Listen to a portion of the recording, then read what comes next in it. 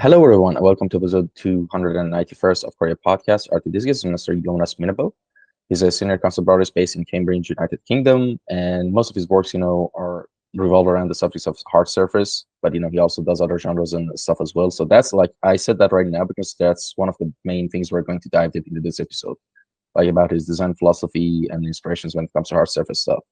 Aside from the boilerplate questions I always ask the other artists as well, other guests as well. So if you're interested in that as well, stay tuned. And yeah, so yeah, we're also like very getting closer to the 300. So yeah, I'm gonna stop mentioning that every episode that we're getting closer because I know we might get that discount that might be get annoying for others. But yeah, for now, let's enjoy this episode. Well, how are we doing today?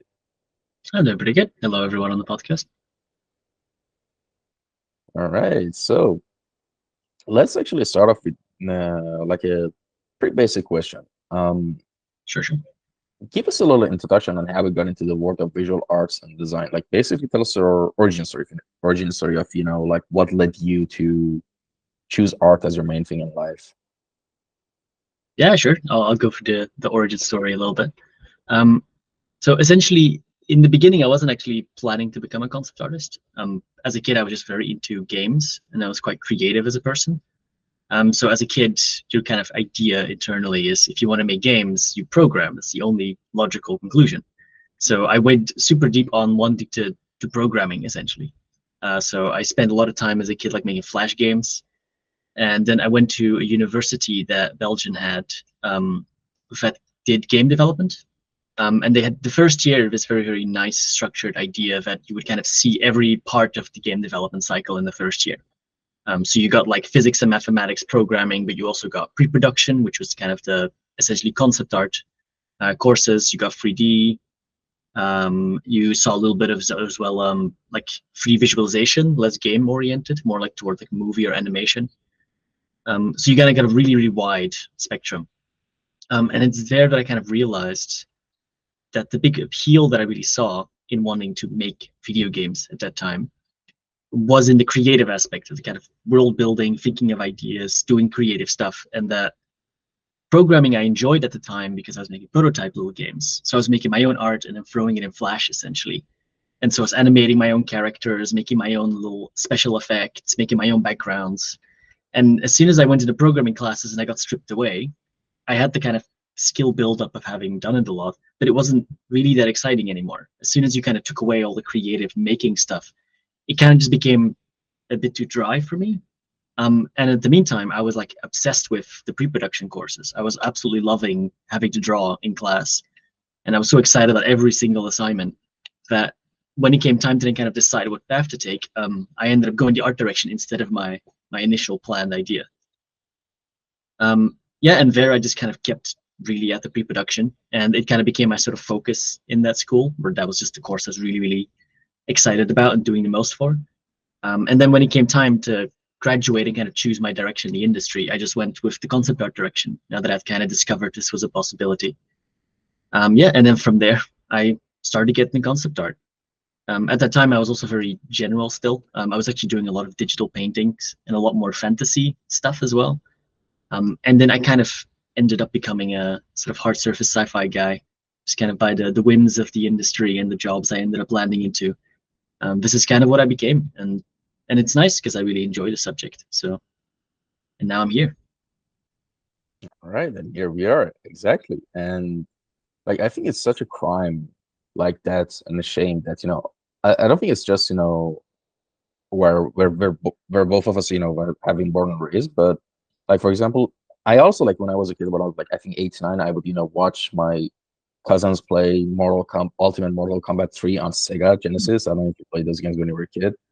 And I was like, this is so cool. Like imagine this is like a dream job. You can make video games like as an 8 9 years old. And Hmm. that I remember, my uncle walked in and said, "Oh, you see, you want to make games? You think it's easy? It's hard. You need to be good at math. Like it's all programming. It's all of these colors you see. It's all coding." And that Yeah. could have such a huge bummer on me. I was like, "Oh, but I don't like math. I don't think it's so hard." And the thing is, like even right now, imagine right now. I think it's better right now, but for example, with the whole thing with AI and the way how dystopian some things are looking, it's like if a kid says, "Oh, I want to become an artist," their parents would kind of be worried. And I was like, "Oh, it's job security and stuff like that." But I think you should just let people explore what they like. And Yeah. even though it's pointless and even though it doesn't make money, I think you should let people to express themselves. And it's not just about art; it's about anything.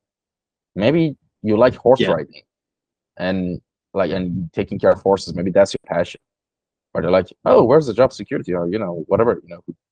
Like likes horses or something. That was just a random example, but you get what I mean. I think you should No, I do. Yeah. even though like my message right now is even though something objectively might be like technically even not a good option, like in terms of having a stable life, right? And even Mm. though you want to help, and even though your justification might be, I want to help that person, I need to derail them from ruining their life. Honestly, sometimes you should just let people be, you know, because at Yeah, the end but of the I think you day, can overthink it too early, like because yeah, it's kind of nice to be able to explore the skills that you feel you'd be good at. Because generally, the more passion you have for something, the more likely you are to be good at it. Because the more likely you are to actually invest heavily in the skill set. And then if you have a sort of pragmatic mind next to it to kind of practically think how you can use that or how you can like funnel that into something, I think you can often make stuff work. And it's also fine to do high risk sometimes, because statistically it is hard to become a concept artist, but to also just give up purely because it's difficult that's necessarily the best path, I think. Like it's good to kind of pursue things if you really care about it.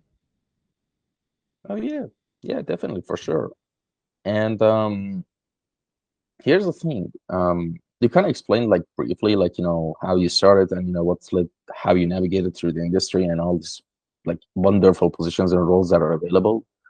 Um, Hmm. but now when I like ask you something, in your experience, like working as a concept artist, so like what are the most important lessons you've learned as a concept artist that I think like for example, imagine right now you're in front of like a class or like a conference room full of like junior concept artists who are going to or who want to get into the industry or are in the industry, just got into it. What are some Hmm. of the most important tips and advices you have to tell about working in the position of a concept artist as a concept That's artist? interesting. I guess there's two things that come to mind. One is that the entire job kind of is about idea generation and communication. So I think you kind of have to focus on the core idea that you're there to generate ideas. You're there to present things that could potentially go into production. And the kind of most of what your skill set really is built around is being able to communicate the ideas you have. So you kind of have to think more in that light. So instead of just thinking, I want to make a cool picture, you kind of have to think of what am I telling the rest of the team with the pictures I'm making? Am I clearly showing what the shapes are? Am I clearly explaining what the mechanics are of this thing? Am I clearly explaining the kind of core idea? Because it's also very common in junior work to see that people have cool ideas, but when you see the pictures, you don't really know them. And sometimes when you're doing a portfolio review, they tell you the backstory of the world building, and it sounds really cool and interesting, but none of it's in the image at all. And you just can't see it unless he's there to tell you.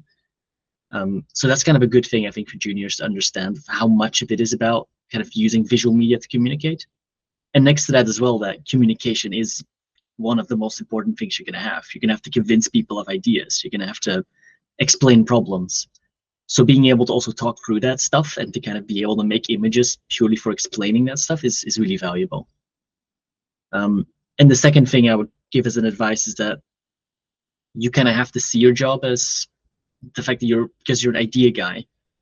If you give something that's very predictable, you're not a very good idea guy. So you kind of have to learn the counterintuitive idea that when you have a client, what really your job should be internally is to give the client something that he wasn't expecting or something he's not asking for, but that he would like. So you kind of have to find a balance of trying to be very oriented towards problem solving, which you have to kind of do on the job. But you kind of have to bring external elements in to kind of think, well, I'm here as an artist because I have an expertise in this. I know a lot about art. I should have really good taste, should have really good inspirations and ideas. It's kind of my job to use that expertise and to make that something worthwhile. So that I'm not just there to say, if they say, oh, I want a gun that shoots lasers, I just draw a gun that shoots lasers.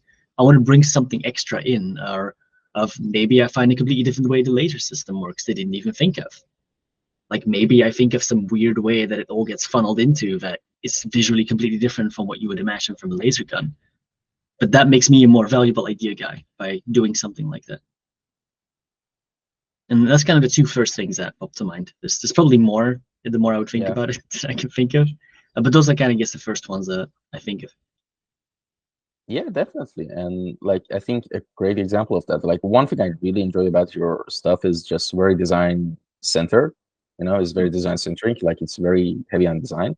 Like for example, one of the I think the Ascendant Infinity, I don't know which project is that. Like well actually after that, like let me know like what kind of project is this. But the assault rifle post, for example, the whole breakdown of the design or everything, I just love seeing, stuff like this on our session. Like that Yeah, shows I the whole really process. like doing that stuff as well. I think it's Yeah. also like some people undervalue it sometimes. Of it's nice to explore the functions behind things and to have explanatory sketches. It's also because my inspirations are very in that direction. I like a lot of old school artists who focus, yeah, a lot more on design stuff and also just design sketches. Like just seeing like Ron Cobb drawings of just side pictures of things, how doors open, all that stuff is the stuff I actually love the most generally in the end. So I think I also gravitate towards thinking there's a lot of really cool visual, exciting stuff just in explaining things with the sketches, not just the flashy, one pixel brush style, like cinematic pictures. Yeah, like I mean, honestly, like that's kind of interesting because one of my personal favorite artworks of yours is the tall weird spaceship. That's the title of it. That I think you recently posted, like I think yeah, a month ago, I think, right? On Instagram. Which book is that? The tall weird spaceship. That's the title of it on Instagram. I Oh, don't weird. think it's on my station. Okay, okay. Oh Yeah. yeah, yeah. One of my weird wreckage style makeshift Oh yeah, spaceship. I love those stuff. Yeah. Yeah, that's very fun. I still do them from time to time. Like I have a bit of a world building idea around it as well. But Mm, those are very fun, especially because I kind yeah. of put the watercolor shading a little bit further on those sketches. Could you tell us a little bit about like your design process behind this? Like, like kind of if you had to dissect it, or you know what? I'm gonna send you the link on Mhm. Google Meets, and you can open it up. Of course, we're not gonna screen share. Unfortunately, we can't do that Yeah, right yeah. now with this format. But if you could, dissect, of course, like the artwork I'm talking about for anyone who's watching this on YouTube, I'm gonna put it up, among the reels of things Yes. where I'm gonna show it, so you guys know what we're talking about. Yeah. So this one of the very recent ones I posted. Yep. Yeah. So I guess it's interesting maybe to break down like it fits within a world building thing I've been doing for a while. So the way I kind of started with that is that I had a core idea, and it was kind of inspired by the Mir space station, which is the old Russian space station, the what predates the International Space Station. And it was this crazy makeshift thing that kept going way longer than it ever should have kept going. And I was really attracted to this sort of very experimental kind of feeling that the technology had of something that feels like it really almost shouldn't work because of how sort of ahead of the technology level it feels. Like it's quite primitive, but it's doing things that feel like you would expect something more refined be necessary. So it creates a sort of chaotic, makeshift kind of feeling to the technology. And then also kind of had a sort of story that was developing around the thing that happened with the Mir, which was that when the Soviet Union fell, there was this big confusion on board the ship of what was going to happen because there were still people on board the ship, but the government that was literally communicating with the astronauts just disappeared overnight. So there wasn't really anyone to talk to. So they were kind of stuck there, unsure of what was going on. Oh yeah, I Um, think saw a YouTube short about it. yeah, Yeah, it's the it's a Soviet really Union. fascinating moment in history. So I like the idea of what if at that moment a catastrophic accident would like destroy a space station, right at the moment when they basically lose contact with Earth. So I kind of inspired by that, made my sort of fictional version of a similar event, where it's almost like a sort of Mad Max scenario in space, where it's just the wreckage of this large space station. Everyone's trying to kind of cobble together their own little ships in the orbit of the Earth, trying to kind of survive. And then kind of visually, like practically, I kind of had a sort of technology I developed, which was kind of like a cool shape. Like it's the orbs that I use in a lot of them. they're kind of like, I imagine there's something that generates a sort of gravitational field around that allows it to kind of sit in its own kind of controlled gravity zone. And it's kind of a sort of fictionalized technology that allows for the space tech to work in a sort of its own way. And then I kind of developed that idea of like an iconic shape I can repeat on designs that kind of ties them all together. And then I did a lot of sketches of just how the tech would look like. So I made some rev boards of it, and then I did a bunch of sketches of kind of shapes which I wanted to be very unconventional. And then the sort of technology things I wanted to use, like a lot of kind of chaotic cabling, rigging things together, a lot of divided plates, and also these sort of like cast lead plates that would be for anti-radiation stuff.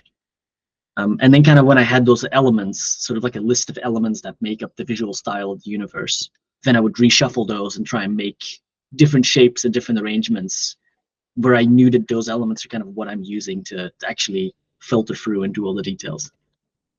And then when I did this one specifically, I hadn't done them in a while, and I kind of wanted to go back to it. And I wanted to kind of use a workflow I was having a lot of fun with, but I hadn't drawn very big yet. So I kind of wanted to sort of see whether I could still do the same process really big, which is essentially doing really black shadows just with a brush pen, and then adding value on top and doing it less line art centric. So I wanted something that's kind of different from the other ones I'd done recently. So I kind of deliberately made it very vertical. I tried to do a lot of different layerings. And I kind of wanted to push away from some of the shapes I tried earlier for some of the ships. And then for the rest, I also wanted some rigging cable. I felt like that kind of added a lot of interest to something that's normally very static. Then I had some like storage pods that I put on the side. And I like the idea of sort of like space capsule being hidden inside these kind of like two rounded plates on the top. And it was a weird one because I didn't like it for most of what I was drawing. I was like adding a lot of elements over time because I wasn't really sure that I'd made the best decision for the shape, but I kind of tried to keep going with details and kind of see whether I could kind of make it land somewhere I'd like it more. And in the end, I think it came out all right. It's not my favorite design of that series, but it kind of ended up all tying together in the end. Yeah, I think that's a decent breakdown kind of what was interesting about the design, I guess. All right, and I also put a link to the exact piece of work that we just analyzed and talked about for the past like 5-6 minutes in the captions as well, because the demo I put in the YouTube versions is just like a reel of your like a video of all your works, just cycling. So this way with the link you can get a better look and listen while you're listening to this. So I put it in the caption as well, just so you know. And yeah, just there's on the same note about design, I want to ask you something else. During your career, like working as a concept artist, like I'm sure you work with a lot of projects, but what I want to ask you is there a specific like positive feedback that you've consistently been getting in your portfolio, and what is that? Like, have you getting like any specific positive feedbacks throughout your careers with different like different parties that you might have worked with? Yeah, I think on the more like the digital work, the kind of like kind of professional work that I've been doing, I think the kind of detail level and kind of like drawing quality is something that comes back a lot. Like people generally give a lot of like comments on the fact that the perspective drawings and the sketches look really good. Especially my sketching side has always kind of, I think, been the most positive feedback I've gotten, because just the kind of draftsmanship thing is something I focus on a lot. So it kind of comes back a lot that people like the sketches, like series of sketches and design sketches. And the perspective came back a lot as well, especially earlier on when a lot of it was just kind of drawn without 3D. And then as soon as people saw that, they were kind of like, you didn't use any 3D for this? What the fuck? And they were like, so that's something that's come back a lot. And in the traditional, I kind of have a thing that's also returning, I noticed, which is that when people see the sketchbooks in real life, they generally feel like it feels very weird to see it in real life. Like it feels more impactful to people, almost like it's kind of printed on the page in a way, where because it's weird. Traditional art sometimes on Instagram, sorry, I had to cough a little bit. The traditional art on Instagram sometimes doesn't quite have the same impact as when you see it in a book in front of you. And when people see it, they say that it feels very different and a lot more impressive feeling just seeing it in person. So those are, I guess, the positives that I've gotten a little bit. Now I feel like I've complimented myself too much, but there we go. No, I mean, no, I mean, like honestly, if you go back to the first post on your page, which I actually did, was like I think your first post was October 15th, 2018. Like, But and like on it's ArtStation, very no on Instagram, yeah. and like it's very obvious that just like I don't know, it's like I think like a human thing where we like the foundations of the drawing, the fundamentals are really solid, like the perspective, the forms, like just everything, and it's so appealing to eye when a piece of art is being made with good foundations. Of course, that's what in the Mhm. end makes like a piece of work, like whatever it might be, the subject, like appealing to look at, like cool, like we consider cool. And yeah, just yeah, they're really good, honestly. And Thank you. let's see. Yeah, so design is an interesting topic because I don't know if you follow Things Use YouTube channel, the FCD School. And I haven't seen his recent videos. I mean, when I Yeah, started actually, out, I watched it like everyone, but I haven't kept yeah, up with now. yeah. Recently, he made some videos, but I suggest in your spare time, if you have time, like watch his um AI video he made, like Mm. and like the whole like the breakdown. Like, of course, you should watch the for anyone who's listening, you should watch the video yourself, because it's like an hour or half something. But you really broke it down very nicely right now. Like, and the whole takeaway was that AI is very good at form, like really good at form, but can't do design at all. Not Mm. at all, but it's extremely weak at it. Like, you can't do interior, exterior sketches. It can't, come up with the design and the explanations. Why is it like this or stuff like that. And like, it's not good with intricacies at all. I mean, I don't know. Maybe in a couple of years it even gets there. But the main weakness of AI right now is design, because there's so many factors that go to designing like a fictional device that also is still the rules and laws of physics Yeah, apply to there's it. normally a logic that drives the kind of detailing. Like there's an aesthetic Yeah, logic. There's also the sort of conceptual logic, which AI obviously doesn't really do. It only does the aesthetic logic. It's kind of superficial. to everyone to watch the video if you're interested. But yeah, like now, for example, right now your portfolio is like full on like design, like design stuff, like mostly, and it's really amazing. Like, it's very strong design. And yeah. So now, like, speaking of design, this is like the juiciest question that I want to ask you, by the way, in this podcast, which is, All right. how does your design process usually go anytime you want to start working on it, like a project or new artwork or anything? Like, basically, what does the structure of your pipeline look like? And by structure of a pipeline, I don't necessarily mean, do you first do the sketch, then do this, or do you take this? No. I want you to, if possible, go deeper. I also want to know your design process when it comes to like actual like designing of a robot or a piece or a tank or something. Mhm. It's not just about the art part of it. Just the whole spiel. Okay, I'll try and be comprehensive. So I would say generally I start with kind of if there already is an ethos, I want to get in it. With ethos, I kind of mean where does the design fit in? Is it like a project that's like World War II tech era, or is it like super high sci-fi, like everything's super smooth? There's always sort of a what I would describe as a design ethos that things live in. So you would kind of want to figure out what that ethos is in the beginning. If it already exists, then you kind of try and figure out what that ethos is, and then I look at a lot of stuff online to kind of get a sense of what that ethos is, so that I can get in the same mindset. And if it doesn't exist, I would I would look for an ethos, and that would be my biggest priority. Because when there's no ethos, I don't think you should really design anything specific.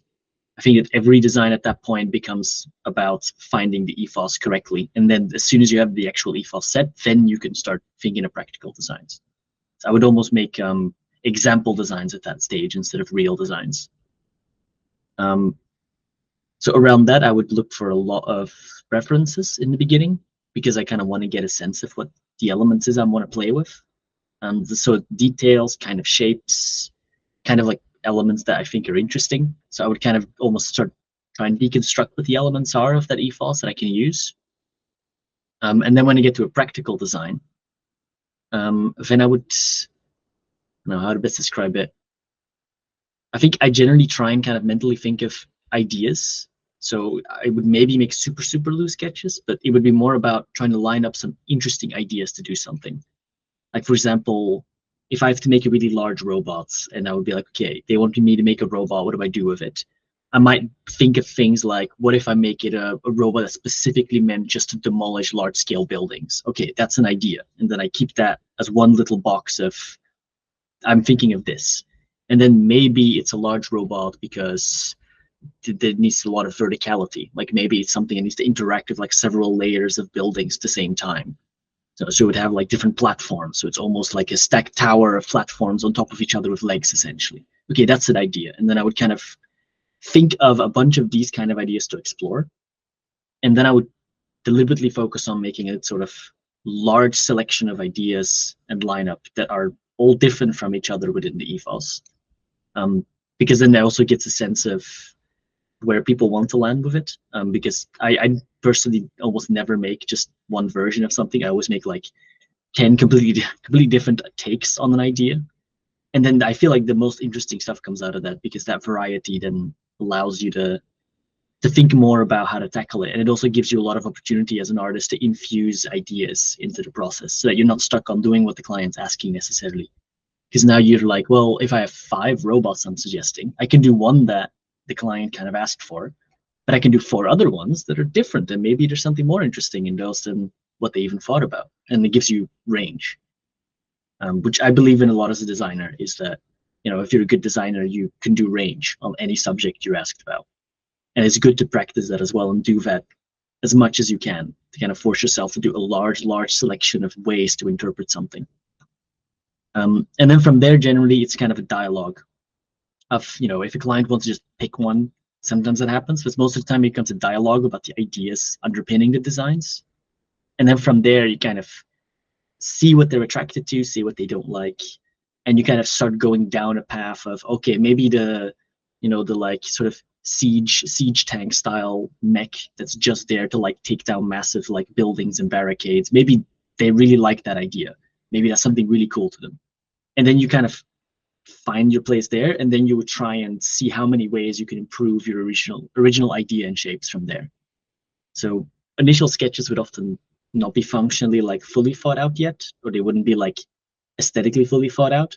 It would be from there that you would then kind of start thinking more practically about, how do I solve all the problems now? And then you kind of do a sort of refinement of both aesthetics and function at the same time. And then from that point on, it becomes about kind of nailing the end result. So it's then just ongoing dialogue until you land on something that can be a final result, and then you design that one, and then you kind of think of execution. Yeah. All right. So infos is the most important thing about this whole process, right? You say info. There was. I'm sorry. I'm just trying to, you know, a word that you repeatedly said, ethos or something like that. Ethos. Yeah. Yeah. Could you spell that? I don't know the word. Sorry. ETHOS. Ethos. Ethos. Oh. Yeah. Oh, I'm sorry. Yeah. It's because I'm sure a lot of people who are listening might get it confused. Yeah. No, that's completely fair. Yeah, also, no, like, microphones don't always pick up perfectly, so sometimes yeah. miscommunication can happen. No, it's not the miscommunication. It's just a word I use. So the definition of an ethos is the characteristic spirit of a culture, era, community as manifested. So yeah, just the general spirit and, you know, characteristics of a certain culture and era. I quite like the word because it kind of describes the all-encompassing nature of it. It doesn't just say what's my shape language, because that's important, but it's very narrow. Well, ethos more talks about like everything, like what kind of people interact with it. You know, is this a high-tech civilization? Is it not? You know, like how much of this tech would they have? Would it be something valuable or expensive, or would it be really worthless? Would it be mass-produced? Would it be very uniquely tailored? Like all these details come out more when I think you think about it in a sort of broader, almost world-building sense, instead of just thinking about, okay, is it square? That designs around that designs, because that's just such a small element of how to think of it. All right, and people are curious. I break this down in an online tutorial as well. Oh, if you really? go to if you're interested, there's a learning platform called ArtWad. It's a Mm-hmm. friend of mine who runs it, and I've worked with him. And I did a design course for Make Design that kind of delves a little bit in these steps as well. If anyone's hyper interested in getting more in depth with it. All right. How to design makes. Yeah, I found it. Let me see if I can, put the link into the caption as well for anyone who's interested. So yeah, there's also a YouTube channel, How to Design Makes for Concept Art, tips from Season Pro. Then I assume that's you. All right. Hmm. Yes, I think that's the one. Yeah, Jonas Minnebo. Yeah. You should learn this from. All right. So where's the link? You know what? I'm just gonna put the video in the Yeah, it's captions a as well. ArtWad is like a subscription service thing. So I think Yeah. if you kind of become a member of it, then you have access to it. I Yeah. think there's a Like. preview on Uh, YouTube of like a small snippet of one of the classes. uh-huh. But, for the rest, it's behind the platform itself. Yeah. I think it's kind of like a Skillshare, right? Yeah, I think so. It's just a monthly subscription that you pay, and then it has a All bunch of right. like Cool. training programs and courses you can do. Uh-huh. Yeah, but I can't find the website. But I'm sure, if people, search a bit, I'm sure they can, find the link to the actual course and stuff like that. Yeah, but I just found the YouTube videos. But yeah, I just put a YouTube, like one of the YouTube videos as samples in the caption as well for anyone who's interested. And to continue further on to expand their knowledge of make design, go through that link. Hmm. And all right, so the next thing, who are some of your favorite artists and designers that have inspired you the most? That's an interesting question. In the beginning, I would say I was very into the kind of Scott Robertson, John Park, Darren Quatch direction, which are all very design centric people at the time. Especially because John Park at the time was like very into mech design. It's with the kind of era when he was working on Hawken, which was the mech combat game. That was kind of the direction I was looking at in the beginning a lot. Um, and now the longer I've been in the career as well, I've noticed that I gravitate towards kind of older and older names in a weird way. Um, I'm a little bit of like an old school kind of approach person, I think, or like I use some of the modern stuff, but I'm very attracted to kind of the old school way that concept art used to be done, and the kind of more like kind of sort of traditional approach that people had. So a lot of the artists I kind of look up to or like want to kind of mirror the most are kind of from the older era at this point. So I look a lot of like Sid Mead. Sid Mead is like a massive inspiration, like Ron Cobb especially as well as like really inspirational to me. Who else is there? And just the era of like when John Harris was working, Chris Foss was doing stuff. Like I really like this kind of the era of that and the kind of traditional approach. That's really. And also, like, there's something else I want to definitely ask you, without, I couldn't like not ask you that, without the not wrapping up the episode. But how was your experience working on Gears of War 5? And how did that opportunity come by the way? Yeah, and I really like working on it. It was a really fun era. Um, I kind of got on the project because a person I had worked with in the past happened to be just contacted me because of just having worked with me years ago. It was a guy I did an internship with at Guerrilla Games like many years prior. And at the time I was working on Hyenas, which is the CA game that got cancelled like a few months ago. Which I wanted to leave because I didn't like the project. So I think that I had some impressions around that. I feel like my general sentiment was correct. But yeah, so yeah, I kind of got invited to go on an interview with them, and I kind of went there, and it was really nice. It was a company called Splash Damage, and they did all the multiplayer for Gears 5. So it was kind of segmented up in Canada, the single player campaign, and then all the multiplayer maps were all made kind of external. And that's the side I was on. And it was really nice. There's a lot of really talented artists as well. It also changed the direction of my work a bit because before that point, I was doing a lot more painting. I was doing a lot more environment design painting. And then on Gears, I really like when it kind of went hardcore on the design aspect of things, which I already really liked, but it kind of became even more tailored towards that. And I worked with a lot of people who are so really good at drawing. Like Braden Barrett was there, who is really good at at line art. He does this like sort of thick line, like very little like opacity or transfer, kind of pen style. And he got really like nice chunky shapes out of it without needing to do much build up or anything. So he was really like just pumping out good work. Nikolai was also there, who's Fuel Stains on Instagram. He was the art lead at the time. And he did really, really good work. And he was also very, very critical about how we did the work as well. So it was interesting to kind of have a sort of very harsh perspective sometimes coming on the line arts. And then just kind of repeatedly trying to understand the kind of design ethic of Gears, which is very it's very particular, and it's very, very focused on minute detail decisions a lot. That kind of filtered designability to become very granular and like really focus on every small little element of a design to get things right.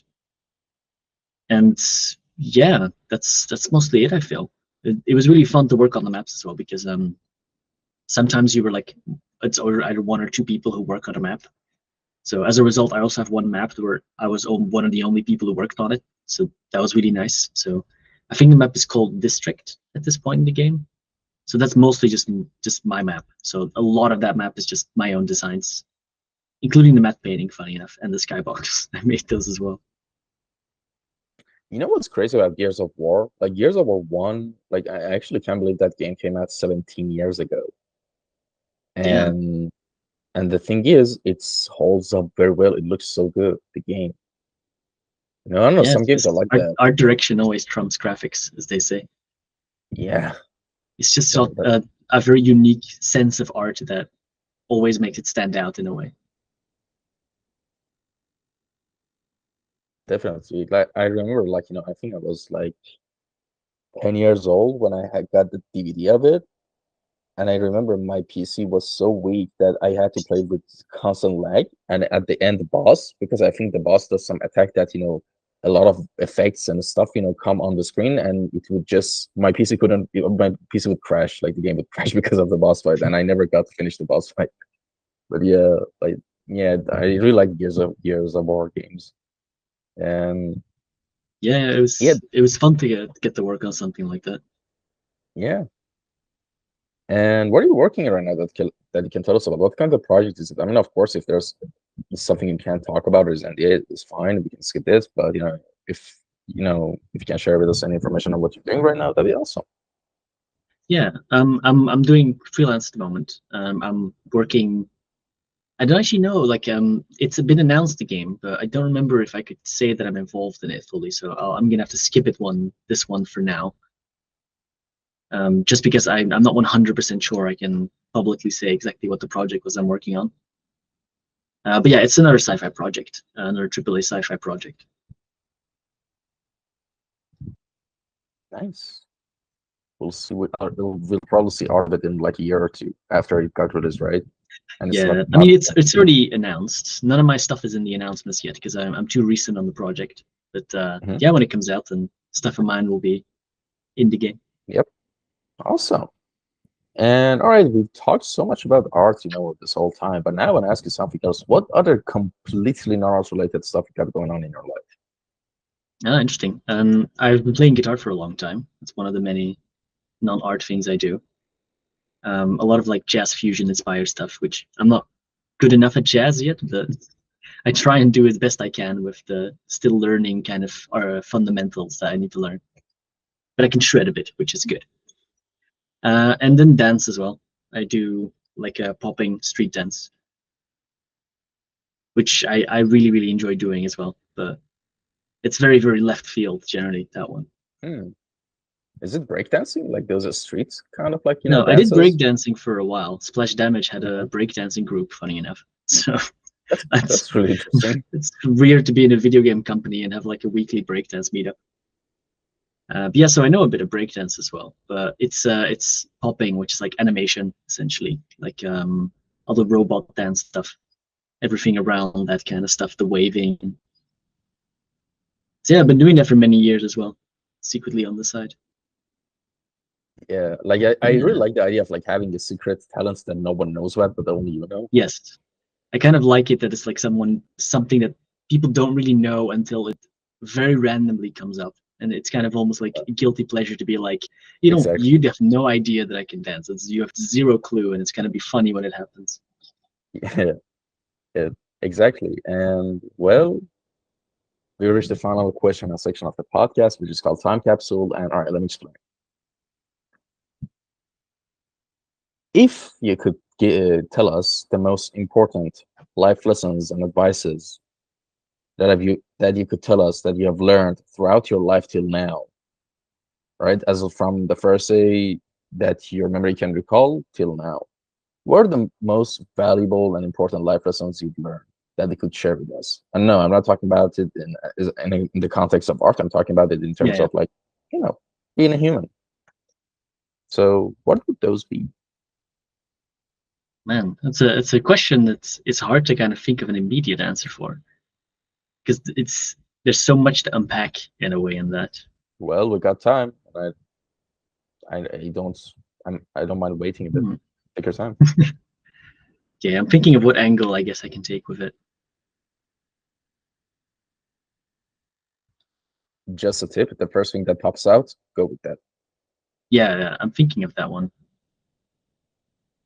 So I guess I would say of it's good to kind of pursue things your way. Like, I don't think it's something where I didn't have like an experience where I completely failed at it or had to learn it. But I think it's something that I've kind of ended up doing, and I feel like there's a lot of value in it, because there's a lot of talk in life, which is both in a sort of career aspect and life aspect, where there's a lot of messaging on what you kind of are supposed to do or how you're supposed to do it. And I think as long as you like apply like intellect and practical thinking to things, you could do things the way you kind of want to do. Like you can approach it in a way that you feel is right for yourself. And instead of thinking of how to do it optimally, sometimes it's good to also do it the way that feels right for you. Because you also want to lead life in a way that you enjoy and that makes you happy. And you're way more likely to keep doing stuff and move forward with it if you do it in a way that generates happiness and passion in you. And I think that's applicable to all of life, and especially in art, it's something that I kind of keep to heart a lot of. Work ways that make you happy to have the job, and then you're going to have an easier time to keep going with it. Like especially because like I'm in an industry where I'm doing things a lot more traditional than most people. I do a lot of stuff just drawing it and painting it, where I could potentially learn like a bunch of other techniques, but I kind of don't necessarily do that because I kind of feel like I want it to be an expression of who I am and kind of do it the way that I feel is right.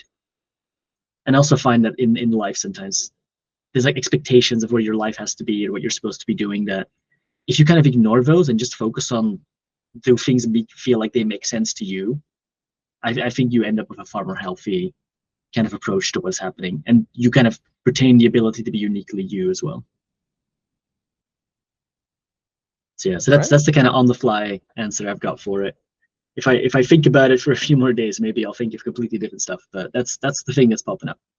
But that's the real answer, because the thing is, the point of this question is like, even if people ask me usually like pre recording that, hey, could you send me like the questions you're going to ask so I can prepare? First of all, I hate that because it would ruin the organicness of the conversation if you prepare for something. Because yeah, sure, if it's something that needs to be prepared for and it's like a presentation or a demo, yeah, sure, of course, Yeah, I'll tell the guest that, duh. But like for example, with questions like this, whenever I send the questions, I never send this question as well, and I also never send the who are your most favorite artists that inspired you. These two questions I never tell, because the real answer you get out of it, the guess, when they're put on the spots, right? And I know that sounds kind of mean, but if you think about it, the first thing that pops to your mind is the real answer. You don't have to actively think about it; it's in your subconscious. So that's my um reasoning behind this. yeah, makes sense. It's also because I think podcasts are about dialogue more than the exact Yeah, answer sometimes. Like people like listening to a podcast because they like being part of a conversation. Like if you prepare it, it's not a conversation anymore, and then you lose a little bit of that. yeah, it's kind of because more like interviewish, and for me, like one thing that I think is the most important thing about podcasting is like playing striking a balance between like not making it too interviewish, but also at the same time not actually making too like turn it into a random dialogue that it doesn't make sense. So yeah, it's like balancing between these two are like what makes like a good podcast episode. And I've had a lot of like, if I have to be objectively honest, I've had a lot of bad episodes, and I've also had a lot of like great episodes and good episodes. So Yeah, feels normal. yeah. And with that being said, thank you so much for taking the time out of your schedule and coming on for this episode. Where can people contact you if they had any questions? Is there an Instagram account okay? Yeah, they can contact me on Instagram if they want to, or I'm not too hard to find online. So if you just type in my name, you should find like ArtStation and Instagram and everything. You can kind of find a way to contact me. Yep. As the same way I did. So yeah, Yes, and that's exactly. why we're here. And with that being said, please leave a comment down below if you have any comments or suggestions or critiques of the episode or the podcast itself, or just anything else that's on your mind. I don't want to say. Just write it down in the comments. And with that being said, take care, everyone. Stay safe. Till next episode. Bye bye. Yeah, hope everyone enjoyed it.